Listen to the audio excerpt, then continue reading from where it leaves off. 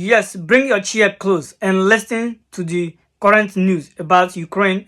I think that Putin thinks that America has taken the bullet train to Chunktown. I think he thinks we're afraid of it. All fingers are pointing at Putin, trying to obstruct the peace deal. Why? Because he keep on attacking Ukrainians. That is not fair. Let's continue with.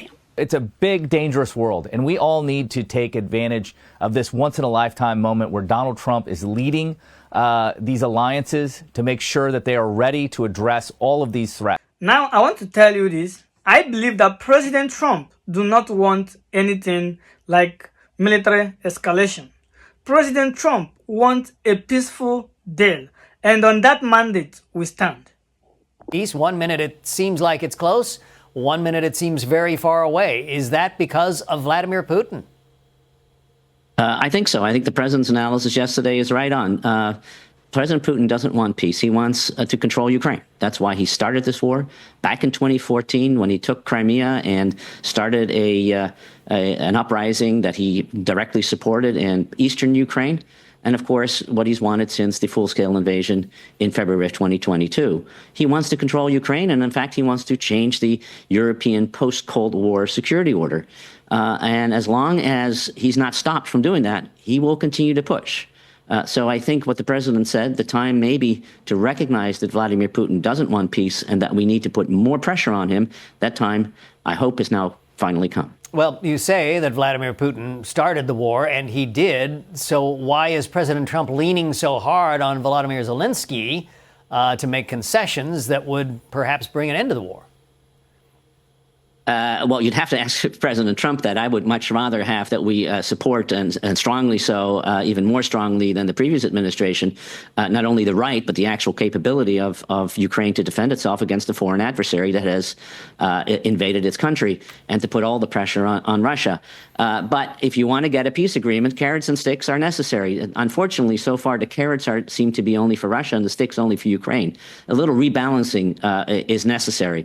It is clear that Ukraine will not be able to stop this war unless they have some real security guarantees that if Russia were to restart it, they would regret so. And it's also necessary for Vladimir Putin to understand that the continuation of the war comes at cost.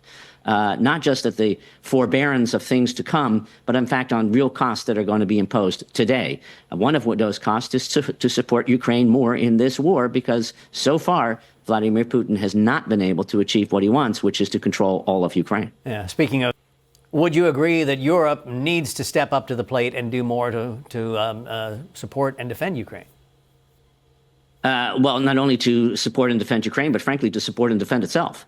President Trump, like every president since Harry Truman, has pushed very hard for the Europeans to take more responsibility for their own defense.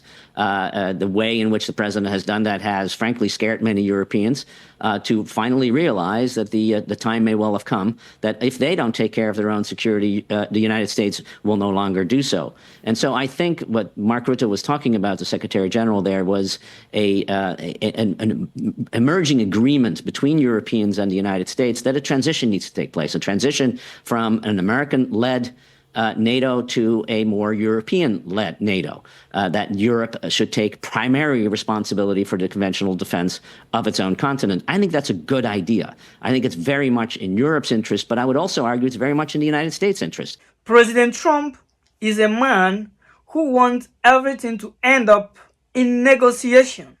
Now, the fact is this.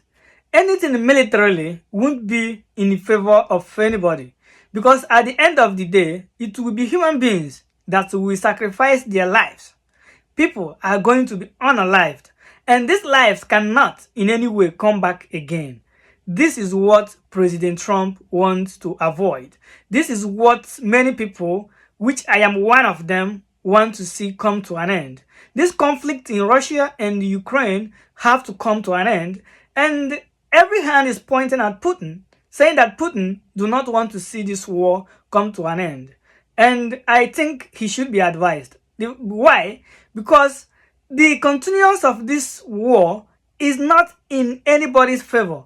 Not even in the favor of Putin, neither is it in the favor of Ukrainians. Because the young men and young women are being unalived every day. And this is sad. This is unacceptable.